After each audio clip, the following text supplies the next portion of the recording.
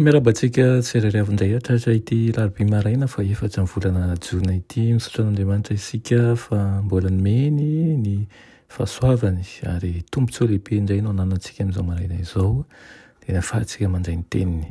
Alohan'ny hidirantsika ny amin'ny mofona inanio dia hivavakisika. Ry Tompon'Andriamanitra eo mbola avy-pisaoranao izay ny amin'ny fitiavanao anay. Misaotra indrindra Tompo miaina ankonana tsirairay. Misaotra anao ihany koa izay mandrakotra anay amin'ny fahasoavanao ary miaro anay amin'ny loza rehetra.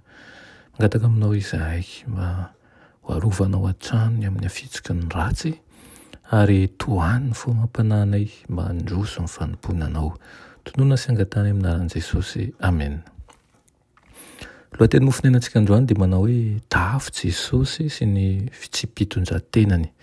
Nalaina Filipiana 2:2 andininy 4 sy ny 5 manao hoe aza samy mihevitra ny azy ihany, fa samy ny anamany koa. Aoka ho ao aminareo izao saina izao, izay tao amin'ny Kristy Jesosy koa. Amen. Tsy misy fenitra ampianarin'ny filazantsara mahakasika ny fitsipitondran-tena afa-tsy ny toetan'Andriamanitra izay tanteraka sy ny sitrapony. Takian'Andriamanitra ny anarahan'ny voariny ny sitrapony, fahotana ny tsy fahatanterahany-toetra ary ny ota ny fandekanany lalàna. Ao amin'Andriamanitra ny toetra tsara rehetra izay tonga lafatra sy mirindra tsara. Manana tombontsoa ananan'ireo toetra ireo izay rehetra mandray ny Kristy ho mpamonjy ny tenany manokana. Be voninahitra manao ahoana re ireo tombontsoa fanararoatra maro be atao anoloanan'ny taranaka lavo. Nasehon'Andriamanitra tamin'ny olombelona ny fahamboniany izay mety ho tratran'izy ireo amin'ny alalan'ny fahamendrehan'i Kristy no hanandratana azy hiala amin'ny toerana mahonena misy azy mba ho voadio, mba ho sarobidy lavitra ihany koa noho ny volamena avy any Ovira. Azon'ireo atao ny ho tonga mpiaradia amin'ireo anjely ao amin'ny voninahitra ary koa ny aneho taratra ny endrik'i Jesosy Kristy mba mirapiratra ny fahamirapiratany seza fiandrianana mandrakizay. Tombontsoa mena azy ny anana finoana fa hovana izay tsy mety maty izy amin'ny alalan'ny herin'i Kristy. Eo anatrehan'izany anefa dia zara raha tsapany ny fahamboniana mety ho tratrany raha avelany hitaritarana azy isaky ny indray mandingan'Andriamanitra. Omen'Andriamanitra fahalalana hitanany maha-izy azy ny tsirairay avy. Isika rehetra izao izany, ireo izay maniry ny anana saina sy toetra voaova dia tsy tokony hijery ny hafa fa hibanjina an'ilay ohatra avy any an-danitra. Ilay zavatra rehetra sy ao amin'ny zavatra rehetra no ohatra ho antsika, ilay komandin'ireo arivorivo, ilay manana fahamboniana izay tsy manam-paharoa.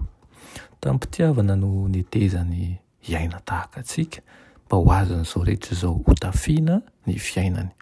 Tafaray tao amin'ny Kristy ny harena sy ny fahantrana, ny fiandrianana sy ny fietrehana, ny fahefahana tsy voafetra sy ny fahalemem-panahy ary ny fanetretena. Izay ho hita taratra amin'ny fanahy rehetra nandray azy izany. Tao aminy koa tamin'ny alalan'ireo fahaiza-manao sy ny fisainana maha-olombelona azy no nanehoana ny fahendren'ny mpampianatra lehibe indrindra izay tsy mbola fantatr' izao tontolo izao.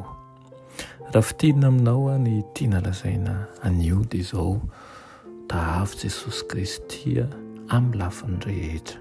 Aza variana mijery ny olona izay mety ho lavo fa ilay Andriamanitra izay tsy mba tanana ota, ilay nanome ohatra ho antsika, ilay modelitsika, aoka izy no hitodian'ny fisainantsika rehetra ary aoka izy no fakany tahaka. Amen. Ry Tompon'Andriamanitra mbola misaotra anao izay ny amin'izany teninao izany. Mangataka aminao indrindra izahay mba hankahirezanao anay hatrany fa tsy hijery an'ireo olombelona manodidina izahay izay miovaova, mety ho tsara ny vitany anio, mety ho ratsy ny vitany rapitso. fa ianao kosa ilay omaly tsy miova ary mandrakizay ary tsy mba miovaova teny no aoka iakinany fonay. Anaran'i Jesosy, amen.